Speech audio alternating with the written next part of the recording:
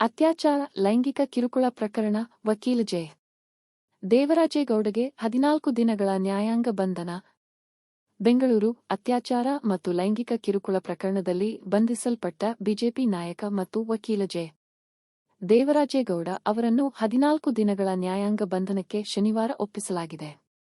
ಶುಕ್ರವಾರ ತಡರಾತ್ರಿ ಚಿತ್ರದುರ್ಗ ಜಿಲ್ಲೆಯ ಗೂಳಿಹಲ್ ಟೋಲ್ ಗೇಟ್ ಬಳಿ ಅವರನ್ನು ಹಿರಿಯೂರು ಪೊಲೀಸರು ಬಂಧಿಸಿದ್ದರು.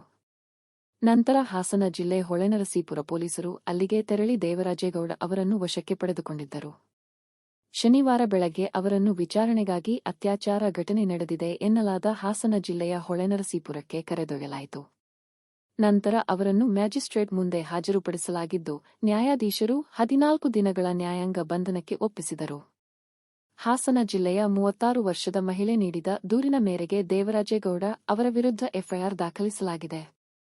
ಆಸ್ತಿ ಮಾರಾಟ ಮಾಡಲು ಸಹಾಯ ಮಾಡುವ ನೆಪದಲ್ಲಿ ತನಗೆ ಕಿರುಕುಳ ನೀಡಿ ಅತ್ಯಾಚಾರ ಮಾಡಿದ್ದಾರೆ ಎಂದು ಮಹಿಳೆ ಆರೋಪಿಸಿದ್ದಾರೆ.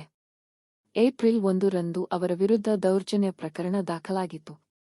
ಶುಕ್ರವಾರ ಮಹಿಳೆ ಮತ್ತೊಮ್ಮೆ ಪೊಲೀಸರನ್ನು ಸಂಪರ್ಕಿಸಿದ್ದು, ಅವರಿಂದ ಅತ್ಯಾಚಾರವೆಸಗಿರುವುದಾಗಿ ಆರೋಪಿಸಿರುವುದಾಗಿ ಪೊಲೀಸ್ ಅಧಿಕಾರಿಯೊಬ್ಬರು ತಿಳಿಸಿದ್ದಾರೆ. ದೇವರಾಜೇಗೌಡ ಅವರು 2023ರ ವಿಧಾನಸಭಾ ಚುನಾವಣೆಯಲ್ಲಿ ಹೊಳೆನರಸೀಪುರ ಕ್ಷೇತ್ರದಲ್ಲಿ ಎಚ್. ಡಿ. ರೇವಣ್ಣ ವಿರುದ್ಧ ಸ್ಪರ್ಧಿಸಿ ಪರಾಭವಗೊಂಡಿದ್ದರು. ಕಳೆದ ವರ್ಷ ಸಂಸದ ಪ್ರಜ್ವಲ್ ರೇವಣ್ಣ ವಿರುದ್ಧದ ಲೈಂಗಿಕ ಕಿರುಕುಳ ಪ್ರಕರಣವನ್ನು ಮೊದಲ ಬಾರಿಗೆ ಹೊರಗೆ ತಂದು ಅವರಿಗೆ ಲೋಕಸಭೆ ಚುನಾವಣೆಗೆ ಟಿಕೆಟ್ ನೀಡದಂತೆ ಕೇಂದ್ರದ ಬಿಜೆಪಿ ನಾಯಕರಿಗೆ ಪತ್ರ ಬರೆದಿರುವುದಾಗಿ ಅವರು ಹೇಳಿಕೊಂಡಿದ್ದರು.